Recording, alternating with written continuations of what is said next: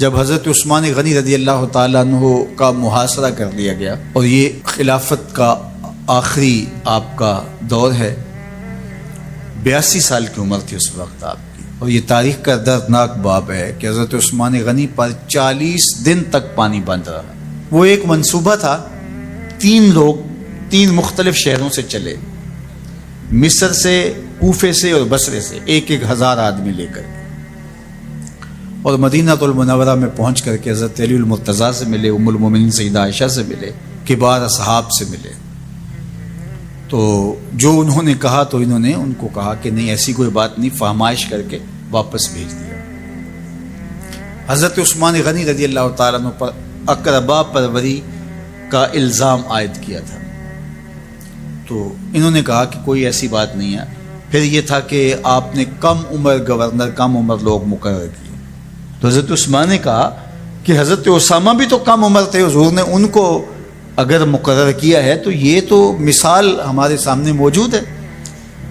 لیکن یہ ایک منصوبہ تھا، اس منصوبے کے تحت یہ 3 جگہوں سے لوگ آئے تھے۔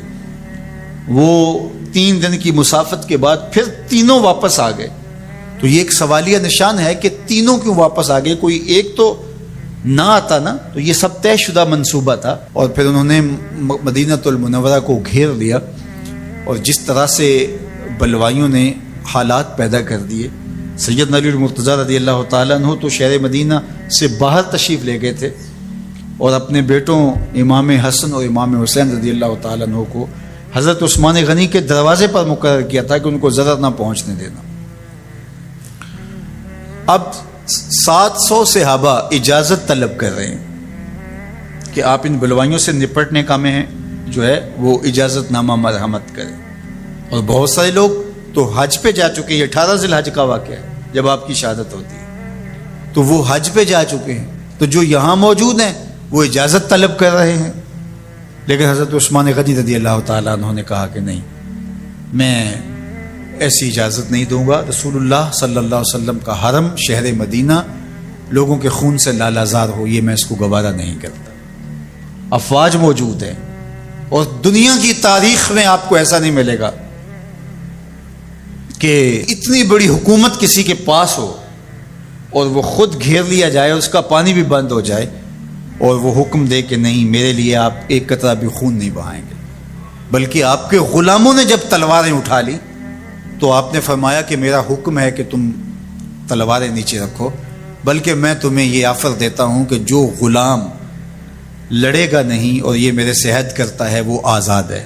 حضرت ابو ہریرہ رضی اللہ تعالیٰ عنہ، حالانکہ یہ پڑھنے پڑھانے والے لوگ تھے، تعلیم و تعلم سے ان کا تعلق تھا، لیکن وہ بھی تلوار لے کے حضرت عثمان غنی کے دفاع میں آ گئے۔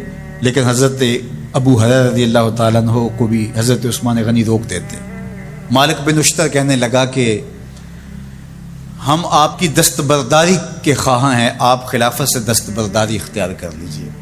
تو حضور علیہ الصلوۃ والسلام کے اس جانثار صحابی نے، حضرت عثمان غنی نے فرمایا یہ نہیں ہو سکتا۔ دستبردار کیوں نہیں ہوئے؟ لگتا تھا یہ سب سے زیادہ آسان تھا، لیکن حضور نے ارشاد فرمایا تھا، اے عثمان، تمہیں اللہ ایک قمیض پہنائے گا، لوگ اس کو اتارنا چاہیں گے، تم کبھی نہ اتارنا۔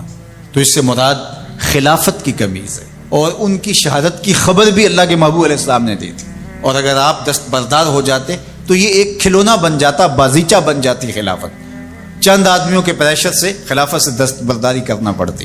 اچھا، ایک یہ سوال بھی پیدا ہوتا ہے، چند باغی تھے، ان کو کس طرح کچل دیا جاتا؟ لیکن حضرت عثمان غنی یہ نہیں چاہتے تھے۔ ایک تو یہ کہ مدینے کی حرمت پامال نہ ہو، اور دوسرا پورے عالم اسلام کو آگ لگانے کا جو منصوبہ تھا، 3 مختلف شہروں سے 1,000 آدمی لایا گیا ایک منصوبے کے تحت، اور انہیں لاشیں چاہیے تھیں، اور جو ان کے پیچھے کام کر رہے تھے نادیدہ ہاتھ، ان کا منصوبہ یہ تھا کہ یہاں سے مختلف سمتوں میں، یہ تینوں شہر مختلف سمتوں میں تھے، تینوں سمتوں میں جب لاشیں جائیں گی تو پورے عالم اسلام کو ہم جو ہے وہ خانہ جنگی کی آگ میں دھکیل سکیں گے۔ تو حضرت عثمان غنی ان سازشوں سے آگاہ تھے، تو سب سے اہون اور آسان یہ تھا کہ قربانی پیش کر دی جائے، اور پھر انہوں نے سن بھی رکھا تھا کہ 2 شہید ہیں، شہید تو انہوں نے بہرحال ہونا ہے، تو لہٰذا میں خلافت سے دستبردار بھی نہیں ہوں گا، اور شہر مدینہ کی حرمت بھی پامال نہیں ہونے دوں گا۔ اور تیسری بات یہ ہے کہ میں خود مظلوم شہید کر دیا جاؤں، تو آپ نے یہ گوارا کر لیا۔ تو 18 ذوالحج تھا، جمعے کا ہی دن تھا، اور حضرت عثمان غنی رضی اللہ تعالیٰ عنہ روزے سے تھے، عصر کا وقت تھا، قرآن مجید کی تلاوت کر رہے تھے۔ حضرت امام حسن، امام حسین اور حضرت عبداللہ بن زبیر اور دیگر لوگ آپ کے دروازے پہ پہرا دے رہے تھے، لیکن باغی پچھلے گھر سے دیوار پھلانگ کے آپ کے گھر میں داخل ہوئے اور تلوار سے وار کیا۔ آپ کی زوجہ حضرت نائلہ آگے بڑھی اور ہاتھ سے روکنا چاہا، آپ کی انگلیاں کٹ گئیں۔ پھر دوسرا وار کیا تو حضرت عثمان غنی رضی اللہ تعالیٰ عنہ کا دایاں ہاتھ کٹ کے گر گیا۔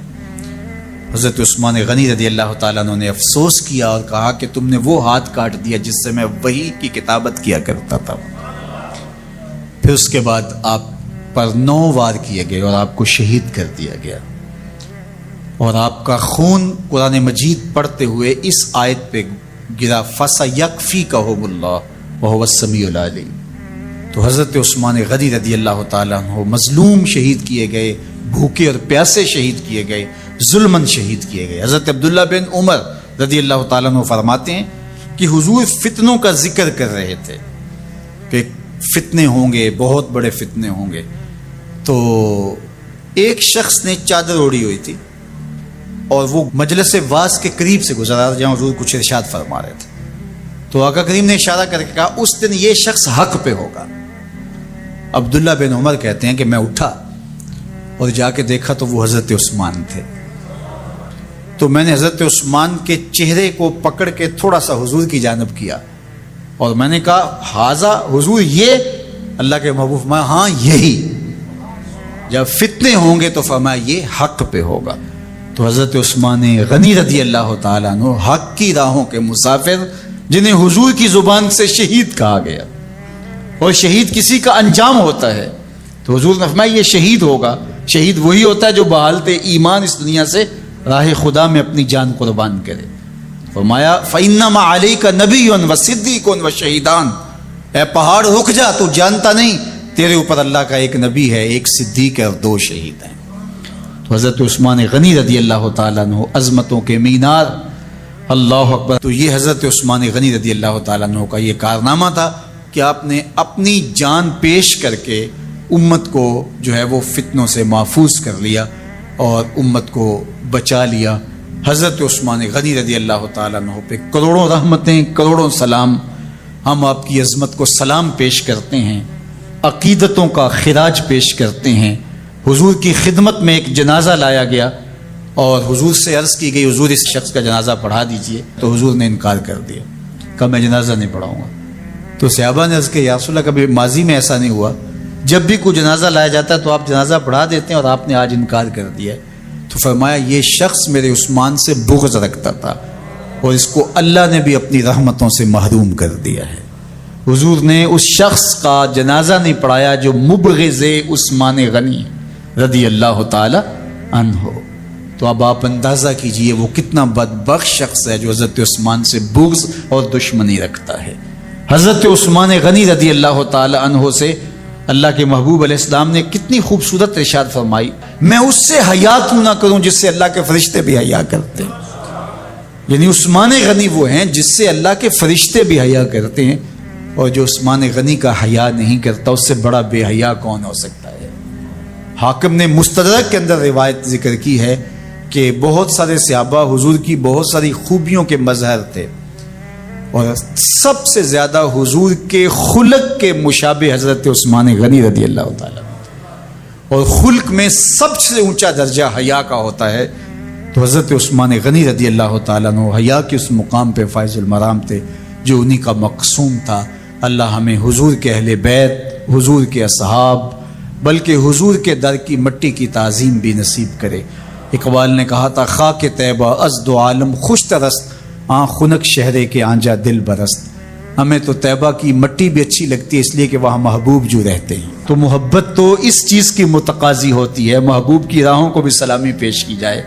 تو جو حضور علیہ السلام کے ساتھ منسوب اتنی وقی نسبتیں ہیں ان کا احترام کیوں نہیں کریں گے؟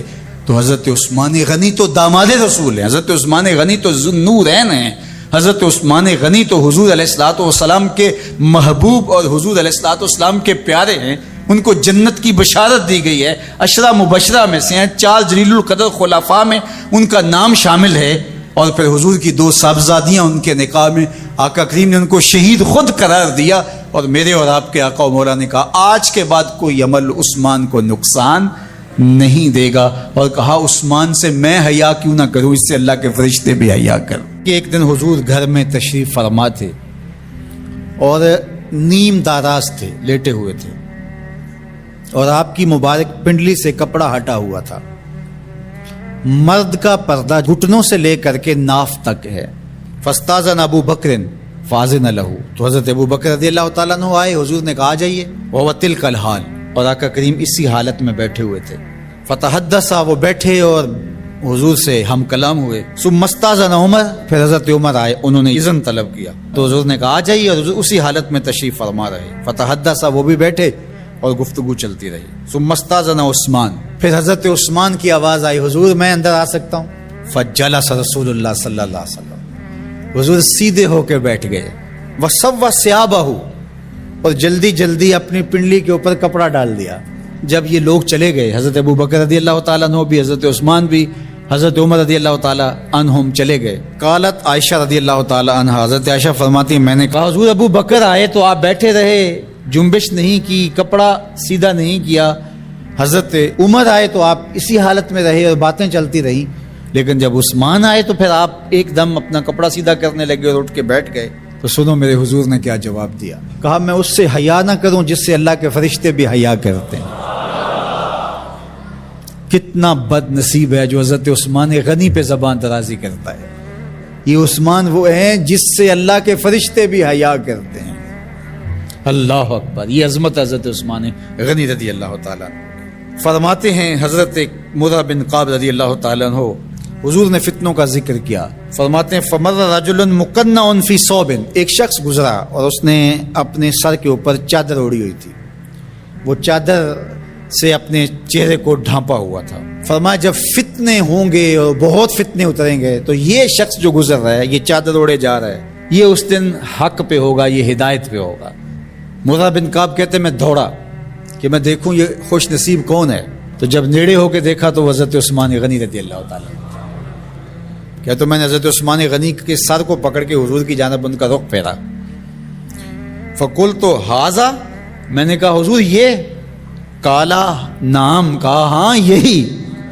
حضور نے حضرت عثمان غنی رضی اللہ تعالیٰ عنہ کی طرف اشارہ کر کے کہا جب فتنے بہت زیادہ ہو جائیں گے تو یہ شخص اس فتنوں کے زمانے میں مظلوماً شہید کیا جائے گا۔ تو حضرت عثمان غنی رضی اللہ تعالیٰ عنہ پر 40 دن تک پانی بن رہا، اپنے گھر میں معصور ہو کے رہ گئے، سخت اذیتیں کاٹیں۔ شہادت سے قبل آپ کی مبارک داڑھی کھینچی گئی، آپ کو اذیت پہنچائی گئی، اور آپ کی اہلیہ کے سامنے حضرت عثمان غنی رضی اللہ تعالی عنہ کو شہید کیا گیا۔ تو حضرت عثمان غنی رضی اللہ تعالی عنہ حضور علیہ السلام کے پیارے صحابی ہیں۔ حضور کی 2 صاحبزادیاں یکے بعد دیگر حضرت عثمان غنی رضی اللہ تعالی عنہ کے نکاح میں آئیں۔ آپ کے بہت سارے نمایاں وصف ہیں جن میں حضور کا 2 مرتبہ داماد بننا، اور پھر فرمایا اگر میری اور بھی صاحبزادیاں ہوتی تو میں عثمان سے نکاح کر دیتا، اور پھر ذوالہجرتین 2 ہجرتیں حبشہ کی جانب اور مدینہ المنورہ کی جانب، پھر شہادت کا اعزاز، اولین مسلمانوں میں ان کا شمار ہے، عشرہ مبشرہ میں ان کا شمار ہے، 4 خلفائے راشدین کے اندر ان کا 3را نمبر ہے، جمع قرآن اور نشر قرآن کی سعادت اللہ نے ان کے حصے میں رکھی۔ آپ کے اوصاف میں سے 2 وصف بہت نمایاں ہیں، ایک تو آپ کا سخی ہونا، دوسرا آپ کا وصف نمایاں حیا تھا۔ تو آج حضرت عثمان غنی رضی اللہ تعالیٰ عنہ کی ان صفتوں کو، حیا کو اپنے کلچر میں فروغ دینے کی ضرورت ہے، اپنی معاشرت میں فروغ دینے کی ضرورت ہے۔ ایک مرد ہو کے اتنا حیا دار، تو پھر عورت ہو کر حیا کی چادر پھاڑ دے اور وہ اس کو آزادی کا نام دے، تو اس سے وہ نسوانیت کا نور رخصت ہو گیا۔ اقبال نے کہا تھا جس علم کی تاثیر سے زن ہوتی ہے نازن، کہتے ہیں اسی علم کو ارباب نظر موت۔ تو حضرت عثمان غنی رضی اللہ تعالیٰ عنہ حیا اور سخاوت کے بحر بے کران تھے۔ بزرگوں کی سیرت اس لیے بیان کی جاتی ہے کہ ان کے نقوش پاک کو اختیار کرنے کا جذبہ پیدا ہو۔ ان کا ذکر کرنا اس امت پر قرض ہے، اور ان کی محبت اور ان کا پیار اس امت کے رگ و ریشہ کے اندر محو نفوذ ہونا چاہیے۔ حضرت عثمان حضرت صدیق اکبر کی دعوت سے دامن اسلام میں داخل ہوتے ہیں۔ ان کے چچا نے انہیں کچی کھال میں لپیٹ کر کے دھونیاں دی کہ اسلام سے منحرف ہو جاؤ، لیکن حضرت عثمان بن عفان ڈٹے رہے اور استقامت کے ساتھ اسلام پر گامزن رہے، اور اللہ نے ان کو پھر جو شانیں دیں، حضرت آدم علیہ السلام سے لے کر حضور علیہ السلام کے دور تک کبھی ایسا نہیں ہوا کہ کسی کے نکاح میں کسی نبی کی 2 صاحبزادیاں آئی ہوں۔ یہ اعزاز صرف حضرت عثمان غنی کو نصیب ہوا رضی اللہ تعالی عنہ۔ حضور کی 2 شہزادیاں حضرت عثمان غنی کے نکاح میں آئیں، یکے بعد دیگرے، تو اس وجہ سے انہیں ذوالنورین، 2 نوروں والا کہا جاتا ہے۔ اللہ تعالیٰ نے حضرت عثمان غنی کے مال سے اس امت کو بہت تقویت عطا کی۔ تحریک اسلام کے لیے جن لوگوں نے مالی وسائل پیش کیے، ان میں نمایاں نام حضرت سیدنا عثمان غنی رضی اللہ تعالی عنہ کا ہے۔ آقا کریم علیہ الصلوۃ والسلام کے کہنے پہ انہوں نے جتنی ضرورت پڑی اتنا مال پیش کر دیا۔ غزوہ تبوک کا موقع آیا تو حضور نے تحریص دلائی، تو انہوں نے کہا حضور میں 300 اونٹ پیش کرتا ہوں ما ساز و سامان کے۔ تو حضور نے پھر تحریص دلائی تو پھر کھڑے ہو گئے، پھر تحریص دلائی تو پھر کھڑے ہو گئے، اور جو حضور کہتے رہے وہ پیش کرتے رہے۔ بیر روما کی کہانی آئی، جب مدینہ المنورہ میں ہجرت کر کے آئے تو مسلمانوں کے لیے کوئی میٹھا پانی دستیاب نہیں تھا۔ قریب ترین باغ بیر روما تھا، ایک یہودی کی ملکیت تھا، وہ مہنگے داموں دیتا اور مسلمانوں کی مجبوری سے اور زیادہ فائدہ حاصل کرتا۔ غریب مسلمان تھے، گھر بار چھوڑ کے گئے تھے، پانی بھی مول کا خریدے اور وہ بھی مہنگے داموں، پھر یہودی کے نخرے اس پہ الگ۔ حضور نے فرمایا کوئی ہے جو مسلمانوں کے لیے پانی کا انتظام کرے؟ عثمان رضی اللہ تعالیٰ عنہ نے عرض کی حضور یہ ذمہ داری میری ٹھہری۔ بیر روما آج بھی وقف ہے، اور اس کی جتنی بھی جائیداد ہے، املاک ہے، اور ارد گرد جو مزرعہ ہے، یہ باغات ہیں، باقاعدہ آج بھی حضرت عثمان غنی کے نام کا بینک میں اکاؤنٹ کھلا ہوا ہے، اور اس کی ساری کمائی ان کے نام جمع ہوتی ہے اور پھر نیکی کے کاموں کے اندر صرف ہوتی ہے۔ عثمان غنی کا وہ وقف آج بھی جاری ہے اور اس سے دنیا آج بھی فیض پا رہی ہے۔ مسجد نبوی میں جب لوگوں کا ہجوم بڑھا تو حضور نے فرمایا کہ کون ہے اس کی توسیع کرے؟ حضرت عثمان غنی نے کہا حضور یہ ذمہ داری میں اپنے ذمہ لیتا ہوں۔ تو راہ خدا میں خرچ کرنے کی بابت آئی تو عثمان کا انداز ہی نرالا تھا، اور پھر حیا جو ان کا ایک ایسی پہچان ہے کہ جو ان کی نمایاں شان ہے۔ حضرت عثمان غنی رضی اللہ تعالیٰ عنہ کا جب آخری وقت آیا تو آپ جانتے ان کا پانی بند کر دیا گیا تھا، مدینے پر بلوائیوں نے قبضہ کر لیا، اور 40 دن تک حضرت عثمان غنی پر پانی بند رہا، گھر میں محصور ہو گئے۔ 40ویں دن جس دن شہادت ہوتی ہے اس دن آپ نے سر انور باہر نکالا اور لوگوں سے کہا کہ لوگوں، جس وقت مسجد نبوی کی جگہ تنگ ہو گئی تھی اور رسول کریم نے کہا کوئی ہے جو مسجد نبوی کی توسیع کرے، تو کس نے توسیع کی تھی؟ تو کچھ لوگ موجود تھے، انہوں نے کہا کہ آپ نے کہا آج مجھے اس مسجد میں 2 نفل پڑھنے کی اجازت بھی نہیں ہے۔ پھر اس کے بعد آپ نے فرمایا لوگوں، جب مدینے والوں کو پانی نہیں مل رہا تھا اور مہاجرین کو یہودی مہنگے داموں پانی دے رہے تھے، تو کون تھا جس نے بیر روما خریدا اور وقف کیا رب کے نام پہ؟ تو لوگوں نے کہا عثمان آپ نے، تو کہا آج مجھے 2 گھونٹ اس کنویں سے دستیاب نہیں۔ اور پھر آپ نیچے آ گئے اور قرآن مجید کی تلاوت کرنے لگے، اور جب حضرت عثمان غنی کو شہید کیا گیا 40 دن پیاسا رکھنے کے بعد، تو اس وقت آپ قرآن مجید کی تلاوت کر رہے تھے اور آپ کا خون قرآن مجید کی اس آیت پہ گرا، فَسَيَكْفِيكَهُمُ اللَّهُ، اور حضرت عثمان غنی شہید ہو گئے، امام مظلوم ظلمن آپ شہید کیے گئے۔ کل قیامت کے دن عثمان غنی تلاوت کرتے اٹھائے جائیں گے۔ اللہ تعالی حضرت عثمان غنی کی روح کی برکتیں ہمارے من